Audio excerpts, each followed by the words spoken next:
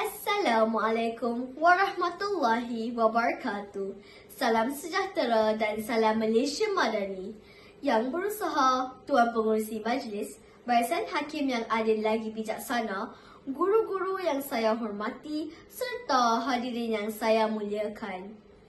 Tegak rumah kerana sendi, teguh negara kerana prinsip. Demikianlah indahnya ungkapan yang menggambarkan betapa pentingnya rukun negara sebagai tiang seri kepada kesejahteraan Malaysia.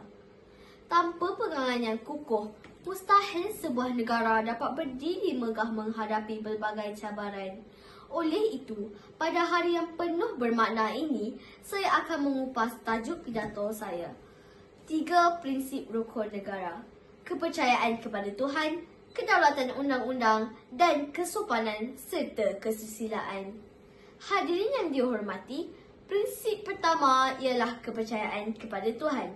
Mengapa prinsip ini diletakkan di tempat yang pertama? Jawapannya mudah.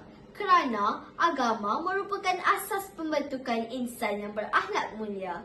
Setiap agama mengajar penganutnya supaya berlaku jujur, amanah, bertanggungjawab dan saling menghormati.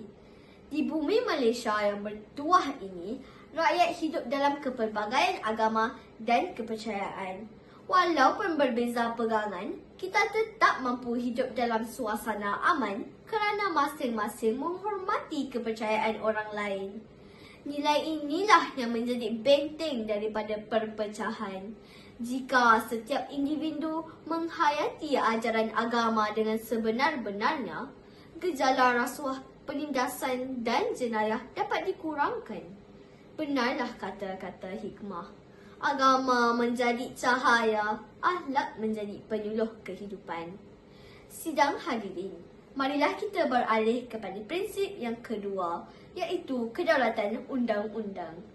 Bayangkan, sebuah negara tanpa undang-undang, jalan raya menjadi huru-hara, jenayah berleluasa dan rakyat hidup dalam ketakutan. Sudah tentu tiada siapa yang menginginkannya. Undang-undang diwujudkan bukan untuk menyusahkan rakyat, tetapi untuk melindungi hak semua tanpa mengira bangsa, agama atau kedudukan. Sebagai rakyat Malaysia, kita menghormati undang-undang negara. Pepatah Melayu ada menyebut, biar mati anak, jangan mati adat. Begitu jugalah dalam kehidupan bernegara.